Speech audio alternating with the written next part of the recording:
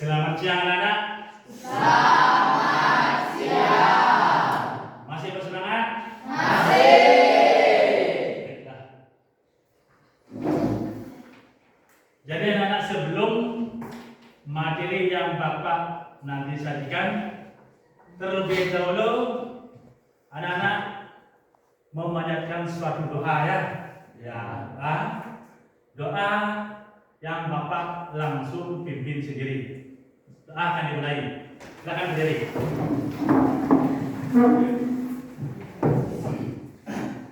Om Swastiastu. Om Swastiastu. Om Pamimpitan Astu Nama Sidang. Om Sidirastu Astu Nama Subhal. Doa selesai. Anak silakan duduk kembali.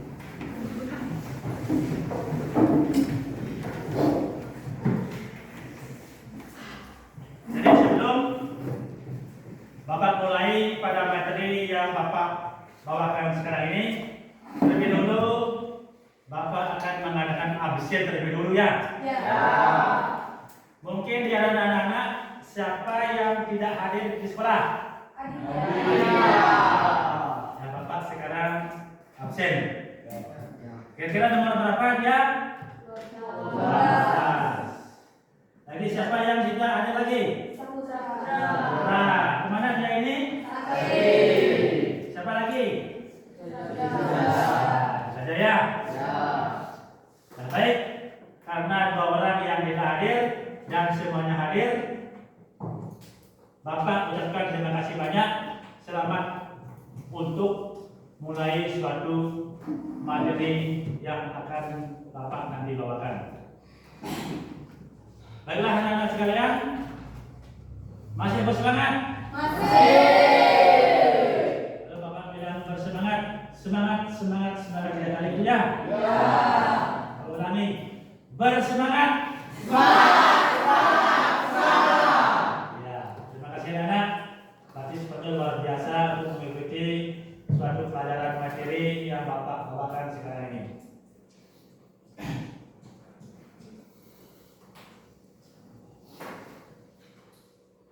Untuk itu, perhatian kepada anak-anak sekalian, bahwasanya di sini anak yang Bapak ajarkan di sini adalah anak kelas 1 ya. Yaitu kelas 7. Di mana anak kelas 7 nanti Bapak berikan suatu materi ajaran yang berupa apa?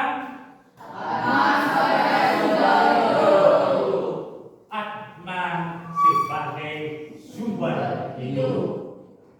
Atma sebagai sumber hidup itu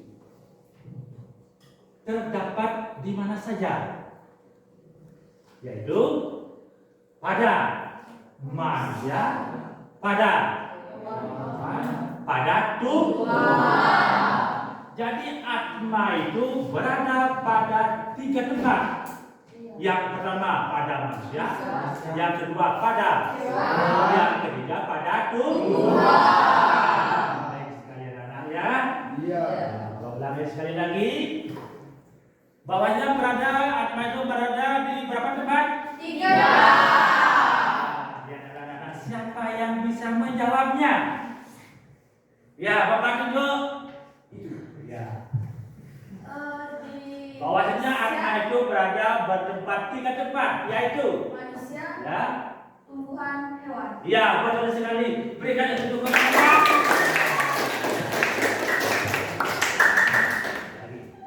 Terlebih dulu sebelum menginjak pada satu materi ini, Bapak akan terlebih dulu menjelaskan pengertian atma.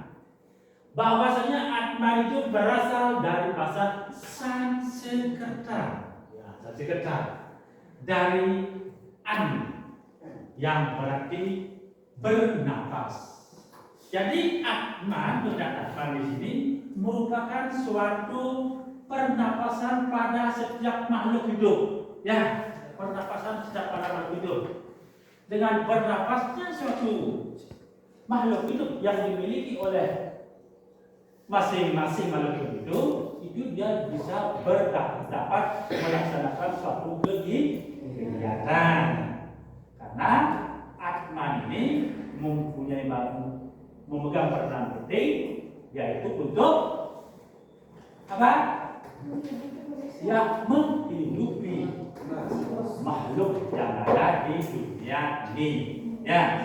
Nah, kalau Atman yang berada dalam tubuh manusia itu disebut dengan ya jiwa Atman. Ya, sedangkan Atma yang berada pada makhluk atau hewan disebut dengan jenggama.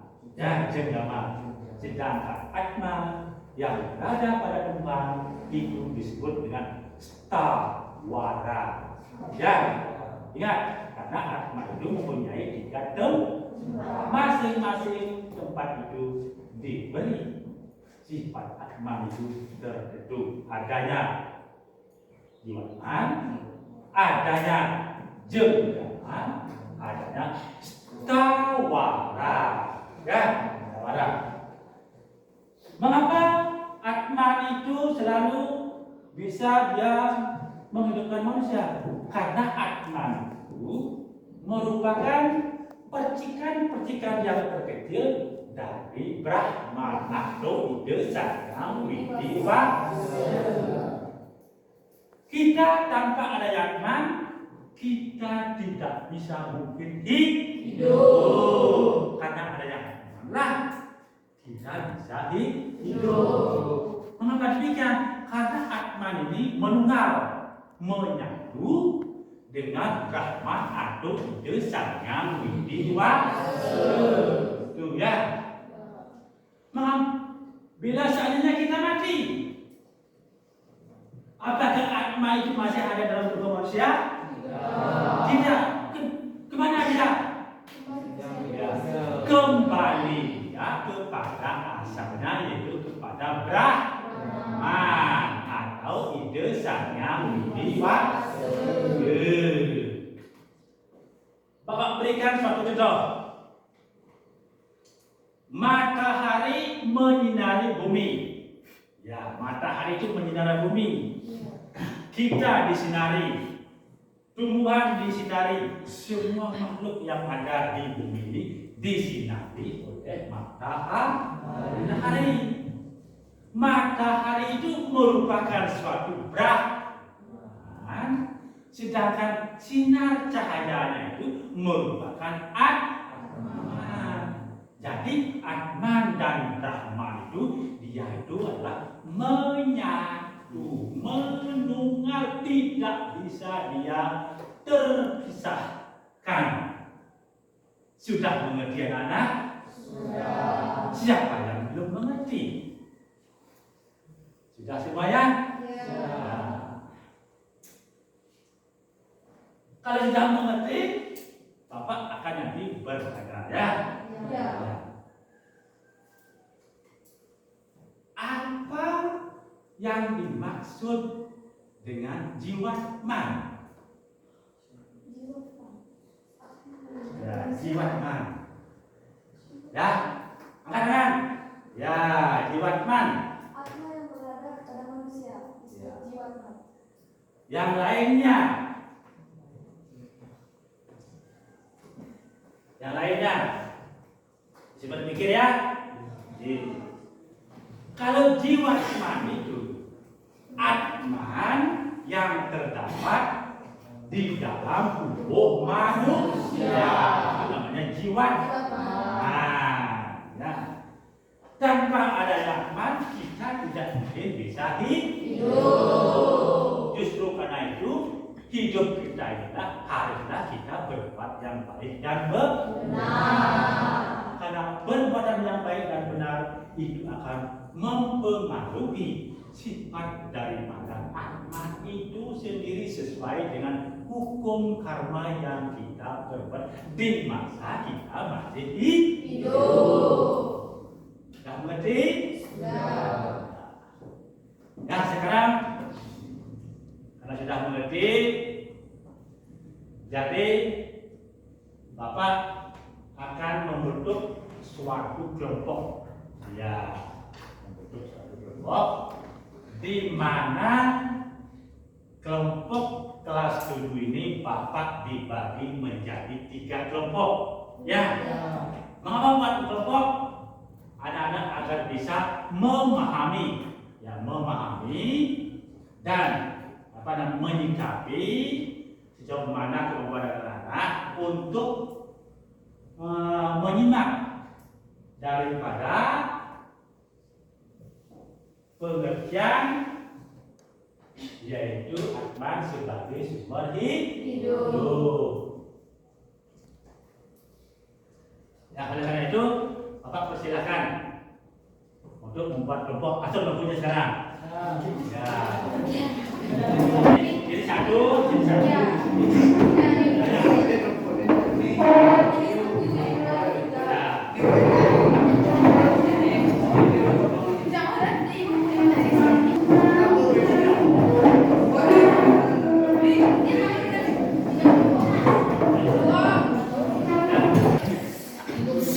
Engkau sakit.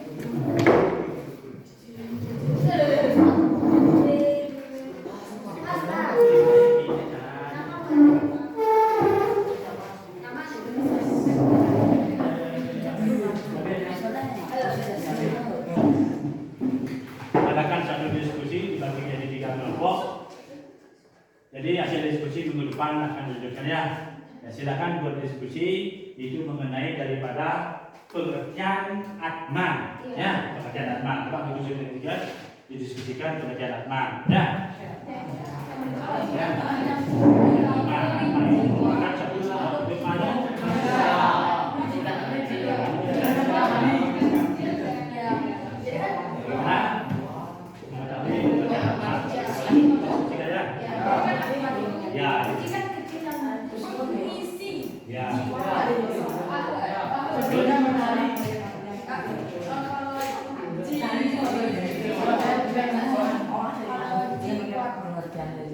Itu Atman yang hidup dari Tuhan. Kalau yang Tuhan apa? Kalau Tuhan Stawara ya. Kalau hewan Janggama. Kalau manusia Jiwatma. Yang jiwa sama. Ya. Kalau hewan Janggama. Kalau ini Tuhannya Stawara. Ya.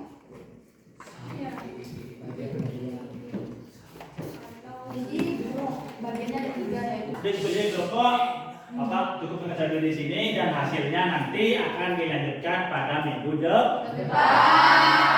Sudah mengerti anak-anak? Sudah. Ya, untuk itu